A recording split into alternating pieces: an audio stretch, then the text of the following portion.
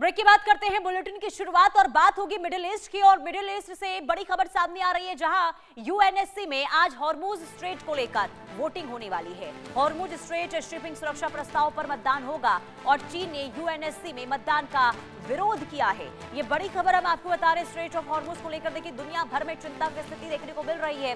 अब ये पूरा मामला पहुंच चुका है यूएनएससी में। अब इसे लेकर आज हॉर्मुज स्ट्रेट में को लेकर वोटिंग होने वाली है और अगर वोटिंग के जरिए इसे पास कर लिया जाता है, इसके बाद हॉर्मुज स्ट्रेट को कैसे सुरक्षित रखा जाए, कैसे वहां से आवाजाही जहाजों की हो, इसे लेकर बड़ा कदम उठाया जा सकता है। लेकिन चीन ने यूएनएससी में मतदान का विरोध किया है। तो 28 फरवरी को जब अमेरिका इजराइल ने हमला किया था ईरान पर, तब से ही हॉर्मुज स्ट्रेट बंद है और ऐसे में कच्चे तेल की जहाजों की जो आवाजाही होती है वो पूरी तरीके से बंद हो चुकी है और कई देशों में इसे लेकर संकट खड़ा हो चुका है। अब इसे लेकर बाकी देश जो है वो चिंता व्यक्त करते हुए नजर आ रहे हैं, क्योंकि कहीं पर पेट्रोल और डीजल को लेकर हाहाकार मचता हुआ नजर आ रहा है, कहीं एलपीजी को लेकर स्थिति खराब होती हुई नजर आ रही है, कहीं महंगाई को लेकर लोग काफी परेशान हो रहे हैं क्योंकि सप्लाई पूरी तरीके से बंद है। और ऐसे में ये जो पूरा मामला है वो यूएनएससी में पहुंचा है और इसे लेकर आज मतदान होगा।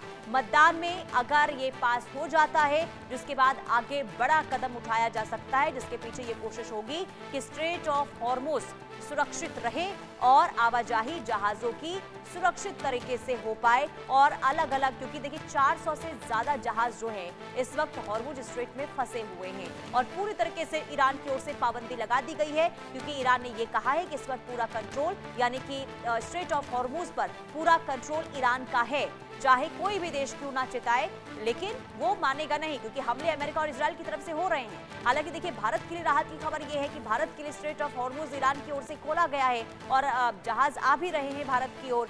लेकिन इसके बावजूद भी कई ऐसे देश हैं और भारत के लिए भी अगर हम बात करें जो नियमित रूप से सप्लाई होनी चाहिए उसमें कहीं ना कहीं बाधा आ रही है, तो कहीं ना कहीं चिंता देखिए भारत के लिए भी है। और ऐसे में सुचारू रूप से स्ट्रेट ऑफ हॉर्मुज से जहाजों की आवाजाही हो सके, कच्चे तेल की सप्लाई बाधित ना हो, इसे लेकर आज यूएनएससी में वोटिंग होने वाली है और वोटिंग के जरिए, यानी कि अगर पास हो जाता है, इसके बाद कोई बड़ा कदम जो है आगे उठाया जाएगा, जिसमें ये सुनिश्चित होगा कि आवाजाही जो है कच्चे तेल के जहाजों की, उस पर किसी भी तरीके से कोई रोक ना लगे। हालांकि हैरानी इस बात की कि चीन ने इसका विरोध किया है। चीन ने यूएनएससी में मतदान का विरोध किया है।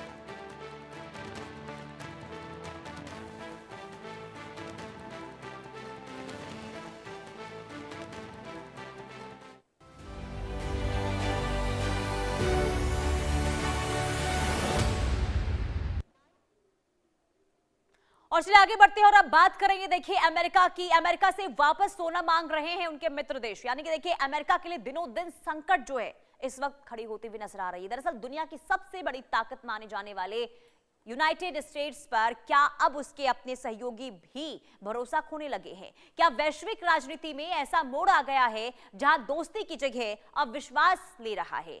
दरअसल मिडिल ईस्ट में जारी युद्ध ने वैश्विक अर्थव्यवस्था और कूटनीति की नींव हिलाकर रख दी है।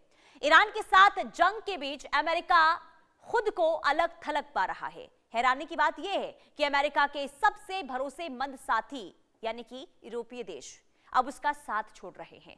भरोसा इस कदर टूटा है कि जर्मनी जैसे देशों ने अमेरिका के फेडरलैंड रिजर्व से अपना सोना वापस मंगाना शुरू कर दिया है। न्यूयॉर्क की गहरी तिजोरियों में दशकों से सुरक्षित माने जाने वाला सोना अब असुरक्षित महसूस हो रहा है, जिसके बाद सवाल ये उठ रहे हैं कि आखिर क्यों जर्मनी को लगा है कि उसका सोना अब ट्रंप प्रशासन के साए में महफूज नहीं है?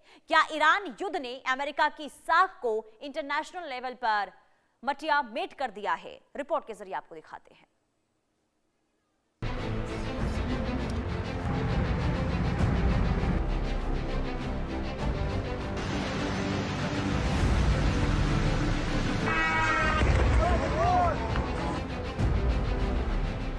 अमेरिका ईरान तनाव का असर, यूरोप में फैली टेंशन की लहर, क्या बदल रहा शक्ति संतुलन, डगमगाया यूरोपीय देशों का साथ, क्यों टूट रहा है पुराना भरोसा?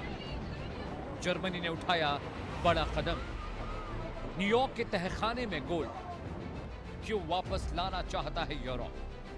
न्यूयॉर्क के लिबर्टी स्ट्रीट पर स्थित यूएस फेडरल रिजर्व, जिसे दुनिया का सबसे सुरक्षित किला माना जाता था, आज सवालों के घेरे में। 1950 के दशक में सोवियत संघ के खौफ से यूरोपीय देशों ने अपनी संपत्ति यहां जमा करा दी थी, लेकिन आज हालात बदल चुके हैं। ईरान से युद्ध की जिद और डोनाल्ड ट्रंप की अमेरिका फर्स्ट नीति ने अमेरिका के सहयोगियों को डरा दिया, दहशत में डाल दिया। ईरान से युद्ध छेड़कर अमेरिका इस कदर फंस चुका है कि उसके सहयोगी यूरोपीय देश भी उसका साथ छोड़ते नजर आ रहे हैं। अमेरिका से उनका भरोसा इस कदर डगमगाया है कि वो यूएस फेडरल रिजर्व से अपने गोल्ड को वापस निकालना चाहते हैं। खबरें हैं कि जर्मनी ने अपने सोने को अमेरिका से वापस निकालने की मांग की। एक्सपर्ट्स की माने तो ये केवल आर्थिक कदम नहीं, बल्कि एक बड़ा राजनीतिक संदेश भी है। बताया जा रहा है कि यूरोप की इस नाराजगी के पीछे वजह सिर्फ युद्ध नहीं, बल्कि ट्रंप प्रशासन का अड़ियल रवैया।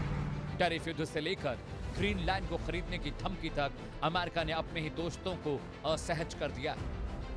जर्मनी के अर्थशास्त्री खुलेआम कह रहे हैं कि जब अमेरिका अपने सहयोगियों को ईरान युद्ध में शामिल होने के लिए धमका सकता है, तो क्या वो उनके सोने को भी हथियार के तौर पर इस्तेमाल नहीं कर सकता? इसी डर ने यूरोपीय देशों को अपनी संपत्ति सुरक्षित करने पर मजबूर कर दिया। जर्मनी का करीब 1236 टन सोना न्यूयॉर्क फेड के तहखानों में कैद है। इसकी कीमत $1 ट्रिलियन की वैश्विक अर्थव्यवस्था को टक्कर देती है।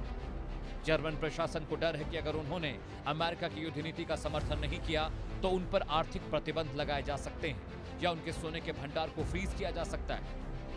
ट्रंप के जबरन टैरिफ थोपने के डर को हकीकत में बदल दिया है। अब ये जंग केवल मिसाइलों से नहीं, बल्कि सोने और साख से भी लड़ी जा रही है। ये संकट अब जर्मनी तक सीमित नहीं है, बल्कि पूरे यूरोप में बहस छिड़ गई है। क्या अमेरिका एक जिम्मेदार वैश्विक नेता बचा है? ईरान पर हमले के दबाव ने नाटो देशों के बीच एक गहरी दरार पैदा कर दी। एक तरफ अमेरिका की सैन्य शक्ति है, तो दूसरी ओर यूरोप की संप्रभुता। जब दोस्त ही अपनी तिजोरी की चाबियां वापस मांगने लगे, तो समझ लेना चाहिए कि महाशक्ति के सिंहासन में दरारें आ चुकी हैं और ये इंटरनेशनल रिलेशनशिप का एक टर्निंग पॉइंट साबित हो सकता है। इतिहास गवाह है कि अर्थव्यवस्था भरोसे पर चलती है। फेड रिजर्व की स्थापना 1913 में हुई थी और इसने कई वैश्विक मंदी देखी, लेकिन अपनों का एक ऐसा विद्रोह कभी नहीं देखा।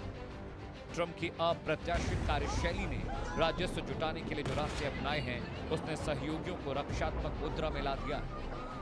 अगर जर्मनी अपना सोना निकालता है, तो फ्रांस और अन्य यूरोपीय देश भी इसी राह पर चल सकते हैं, जिसके बाद अमेरिका के लिए ये ईरान से जंग जीतने से कहीं बड़ी चुनौती होगी। साफ है कि यह सिर्फ सोने की कहानी नहीं, बल्कि भरोसे, ताकत और बदलते वैश्विक समीकरणों की कहानी बन चुकी है। अमेरिका और उसके सहयोगियों के बीच बढ़ती दूरी आने वाले वक्त में दुनिया की दिशा तय कर सकती है, क्योंकि ईरान के खिलाफ युद्ध की आग में अमेरिका खुद को झोंक तो रहा है, लेकिन ट्रंप इस राह में अकेला पड़ता जा रहा है। अकेले पड़ते जा रहे हैं। जर्मनी का अपने सोने को वापस मांगना इस बात का सबूत है कि अब दुनिया अमेरिका को एक सुरक्षित ठिकाना नहीं मानती। विश्वास की जिस नींव पर दशकों तक वैश्विक बैंकिंग टिकी थी, वो अब दरक रही है। लेकिन क्या अमेरिका अपनी गलतियों को सुधारेगा या फिर सोने की विदाई एक नए शक्ति संतुलन की शुरुआत होगी? Bureau report, India news.